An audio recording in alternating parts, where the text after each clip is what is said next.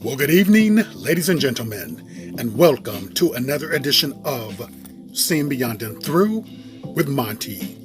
Right before you is CNN contributor, he's an activist, he's an author, Mr. Theo Wilson. I came across Theo's page just this morning on social media, and he had some very important information about what's contributing to the gun violence that has been going on recently.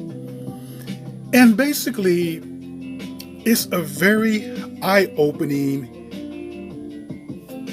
situation, a very eye-opening remedy, I should say, that if you followed it, maybe it can be turned around. But I want you to listen to what he has to say, because I like for people to put forth solutions. And he does have a solution as to what can curtail this and what can get our society and other societies back on track. It's not anything that cannot be accomplished if we put our minds to it. So in the words of Theo Wilson, here you go. Yo, this is Theo Wilson, and I know you're like me, tired of having to go through the cycle every time a mass shooting rips this country apart. And you get the feeling that something is just screaming at us that's right underneath our noses that we're not looking at. But while there's a discussion about mental health and gun access and the history of racism in this country, we're missing something major. And I think I found it. If I said to you, what's really going on with all these mass shootings is that we're just not being nice enough to each other, and by golly, we gotta be kind, you'd be like, get that soft-headed garbage out of here and come back to me with some data.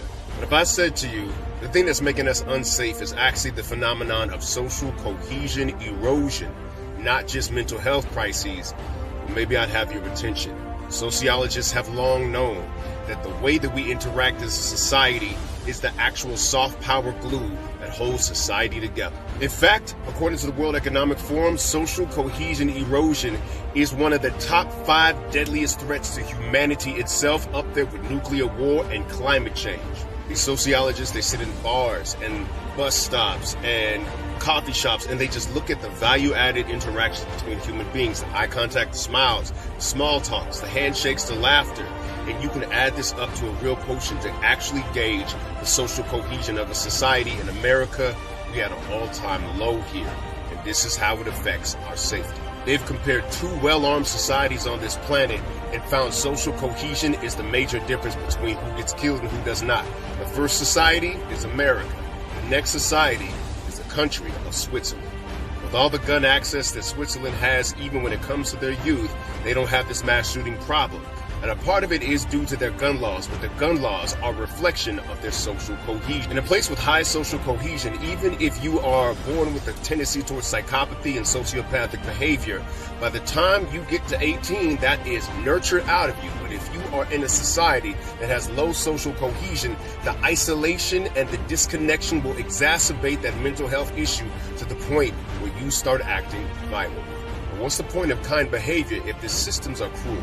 One difference between America and Switzerland is that in America, there are no social safety nets to catch you if you fall, and this increases desperation, despair, drug abuse, and addiction, not to mention violent behavior. In America, social bond building behavior is valued so low you don't see it in our systems or in our political discourse. People on both the right and the left side of the political aisle are guilty of destroying social bonds. On the right, you may like Donald Trump and he may be charismatic, but one thing he is not is cohesive. In fact, he models bond-breaking behavior to the point that his presidency measurably harshened the political discourse. And on the left, one of the most divisive issues they championed was the vaccine mandates. Reflecting the intensity of Trump's tone, many on the left were very adamant about the mandates, making them law at the cost of social cohesion because of the emergency that coronavirus presented. On the right, it has become fashionable to participate in the debates with the goal of, quote, owning the libs and triggering the snowflakes, and at the same time, this tone snips at the social fabric. On the left, in the name of debunking misinformation, the culture is to throw ad hominem attacks, calling people names such as misinformation spreader, racist, homophobe, rather than taking the tone of attacking the idea. That idea is racist, that idea spreads misinformation, that idea is homophobic, preserving the relationship in the debate, and that is the definition of actually a healthy dialogue.